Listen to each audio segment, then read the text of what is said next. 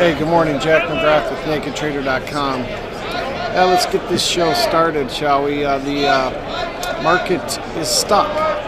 We have been trading in a range for the last month. Again, yesterday, red March specific.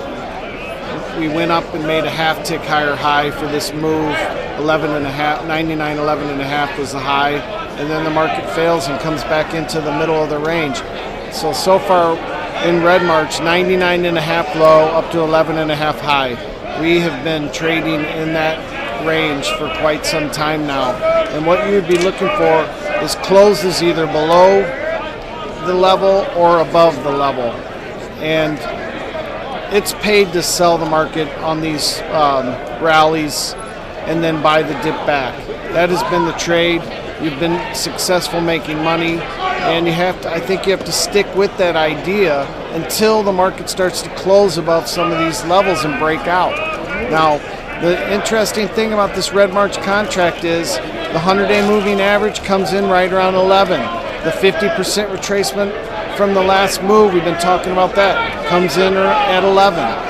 So you do have good resistance at that level. Make the market prove you wrong when it gets up there, meaning closing up there. It could trade above that level, but you want to see closes. One or two closes above there, then you'd probably start to change your mind looking for another leg up. We have not seen that. We're not getting it. We're not getting any follow through from the downside as well. So you have to stick with that type of trading idea for right now.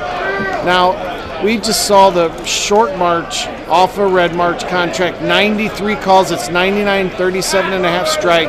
Trade for a half a basis point, roughly 2 months left for a half a tick. If you love the market, buy a flyer or something to that effect going into this Fed meeting. Or on the downside, just the opposite, buy an out of the money put. And if the market does break out of the range, maybe you pick up some gamma off a flush type of trade. But we're just not seeing it. We're stuck in the range. Don't risk a lot of money and watch your premium go down the tubes right now, because that's what's going on. In the front end also, in the front March, saw huge amount of buying yesterday. 65.5s probably traded 30 or 40,000, and the 66 is traded at 30,000 as well. Open interest decreased by 25,000 in front March. What was interesting is we did see some good flow go through in the red March, but not in huge clips like 20,000 lots. But open interest up 44,000. You're seeing new positions look to me like long positions being put on in red March yesterday. So now we're trading.